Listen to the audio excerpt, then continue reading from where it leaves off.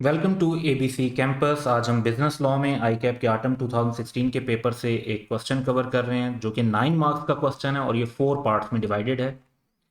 Until recently, Mansoor and Arif were independently engaged in the business of selling sweets at Multan railway station. Mansoor incurred a loss due to competition. Arif, in view of his friendship with Mansoor, agreed to move his business to the old city area. ताकि आरिफ क्योंकि old city area में shift कर जाएगा तो उससे क्या होगा कि रेलवे स्टेशन पर जो मंसूर है वो कंटिन्यू कर सकेगा और कंटिन्यू करने की वजह से एक ही होगा, कंपटीशन कम होने की वजह से वो जो है लॉस के बजाय उसको कुछ प्रॉफिट होना शुरू हो जाएगा। They reached an agreement that Arif would not engage in any competing business with Mansoor. It was also agreed that in case of a breach, none of them would have recourse to court of law for enforcement of their rights. अच्छा, अब एक चीज तो यहां पर आ गई restraint of trade, दूसरी चीज आ गई रिस्ट्रेंट ऑफ लीगल प्रोसीडिंग, तो दोनों चीजें आ गई। अच्छा, subsequently due to economic downturn Arif in addition to the old city area has also started to sell sweets at Multan railway station. Mansoor, in order to restrain Arif from selling sweets, has filed a suit against him. अब ये total scenario है और फिर question की 4 requirements हैं कि under the provision of contract act 1872 analyse the above situation and explain the following.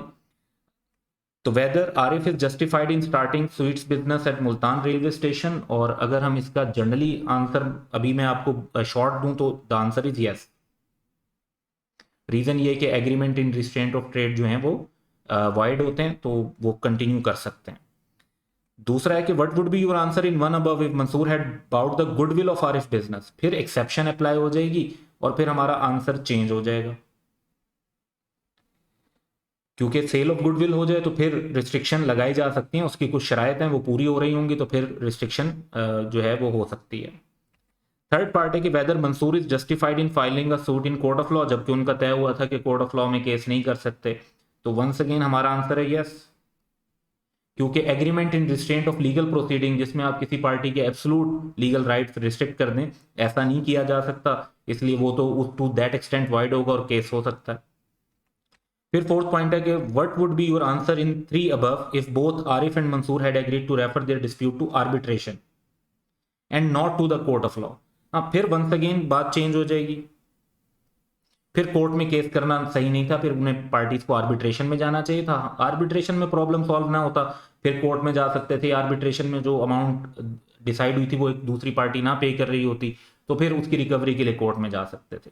तो ये तो ब्रीफ आंसर था, अब स्पेसिफिकली इसके डिटेल्ड आंसर की तरफ चलते हैं और वन बाय वन सारे पर्सपेक्टिव देखते हैं। तो सबसे पहला जो पार्ट था वो ये था कि whether Arif is justified in starting sweets business at Multan railway station, तो इसे हम agreement in restraint of trade के बेसिक पॉइंट के तौर पर देखेंगे। तो कोई भी ऐसी जो रिस्ट्रिक्शन होती है वो वाइड होती है, तो ये लॉ का रूल है, तो हमारा कंक्लूजन क्या होगा, यस। फिर आरिफ जस्टिफाइड है कि वो बिजनेस स्टार्ट कर सकता है क्योंकि रिस्ट्रिक्शन वाइड हो गई तो कंटिन्यू करना जो है उसको अलाउड है।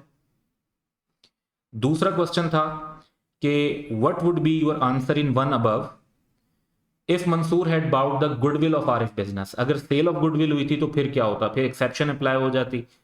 तो एक्सेप्शन के ऊपर जो लॉ में रूल है वो ये है कि शराइत हैं कि सिमिलर बिजनेस की उन गुडविल हो, सिमिलर बिजनेस से रुकना होगा, स्पेसिफाइड लोकल लिमिट में रुकना होगा, और एज लॉन्ग एज बायर और एनी पर्सन जो है वो लाइक बिजनेस कर रहा हो, और कोर्ट को भी रीजनेबल रिस्ट्रिक्शंस लगे। तो अगर ये शराइत पूरी हो जाती हैं, जो कि अपेरेंटली लग रहा है कि होगा, कि सेल ऑफ गुडविल अगर हो गई तो बिजनेस तो उनका सिमिलर ही है स्वीट्स का, फिर मामला भी रेलवे स्टेशन का है तो लोकल लिमिट्स भी यहाँ पर रेलिवेंट हैं, सेम बिजनेस कर रहे हैं और प्रोबेबली एक क्योंकि बिल्कुल लिमिट भी स्पेसिफिक है, बिजनेस भी बिल्कुल सेम है, तो कोर्ट को ये रिस्ट्रिक्शन भी प्रोबेबली रीजनेबल लगेंगी, और ऐसी सिचुएशन में फिर कंक्लूजन ये होगा कि Arif in this case would not be justified. ऊपर हमने कहा था जस्टिफाइड है, लेकिन एक्सेप्शन अप्लाई हो गए तो हमारा कंक्लूजन चेंज हो गया कि not be justified to start similar business at Multan railway station. फिर थर्ड पार्ट की तरफ चलते हैं। थर्ड पार्ट की रिक्वायरमेंट थी कि whether Mansoor is justified in filing a suit in the court of law, जबकि उनके पार्टीज के दरमियान डिसाइड हुआ था कि none of them would have recourse to the court of law for the enforcement of their rights. जब ये तय हुआ था तो फिर क्या वो कोर्ट ऑफ लॉ में केस फाइल कर सकते हैं। तो agreement in state of legal proceedings जो होते हैं वो टू दैट एक्सटेंट वाइड होते हैं, नहीं बाकी एग्रीमेंट इन्फोर्स हो सकता है, वो पार्ट जो है एग्रीमेंट का वो वाइड होता है, और इसका मतलब है कि बिल्कुल कोर्ट ऑफ लॉ में केस किया जा सकता है। तो बात हुई कि जस्टिफाइड।